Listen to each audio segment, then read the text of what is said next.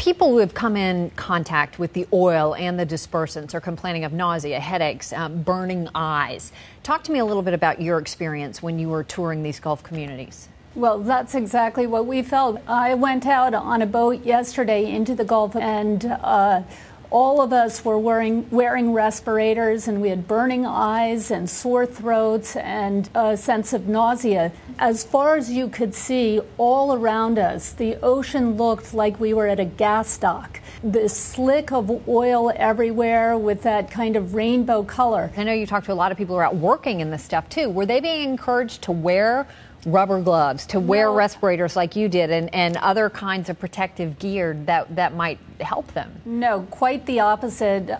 We talked to workers who had been told by BP that they didn't need respirators. Apparently, they're concerned about poor media images of people wearing respirators and rubber gloves and starting, quote, hysteria. We're not just talking about oil, as I said before. We're talking about these dispersants they're using as well. And we don't even really know what's in this dispersant. BP is keeping a lot of information proprietary. What have you heard from healthcare workers about that in particular? And how do they go about treating people? Because there have been a lot of complaints of illnesses, people getting or feeling really sick who have been working out there. How are they trying to address this? Well, this is an enormous problem because people are getting sick, and the patients, the healthcare providers cannot properly diagnose what the problems are because BP will not give them the names of the chemicals that are in the dispersants. However, we know that they're the same types of illnesses that people reported in Alaska. Now, the average lifespan of a person who did cleanup on the Exxon Valdez is 51 years old. Almost all those people who did work on the Exxon Valdez are now dead. And BP still, here once again, is big oil not giving the information to the doctors and the healthcare officials. A county nurse was not given permission to go onto the BP property. When she finally did that, the people who work at BP who were coming to see her were only allowed to get Band-Aids and aspirin from her, and they were told that they only could go to the BP doctors if they wanted to get treated. President Obama touched on the health issues in particular in the Gulf today, and I want to play this. Listen.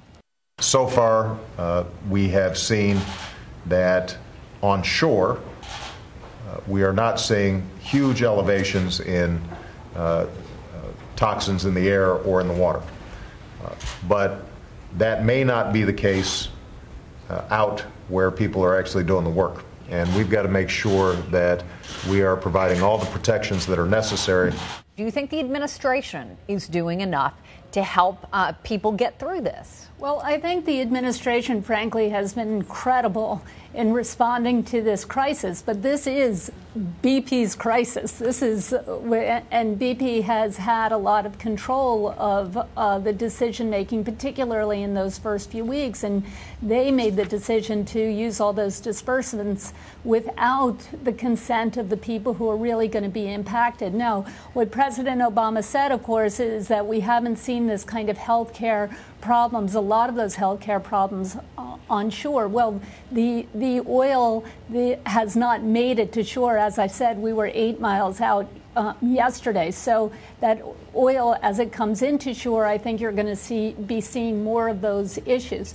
On the other hand, there's a whole other set of issues that we are seeing a spike in, and that's mental health problems. We were told in all 3 states again and again and again that people are facing depression, and of course that leads to, as you know, to domestic violence, to divorce, to a spike in crime, and to suicide. And we've already heard many reports of concerns about those types of implications. Kerry Kennedy, it's so good to talk to you. We hope you'll come back to it as you learn more. I know you're spending a lot of time on this. Really appreciate your time tonight.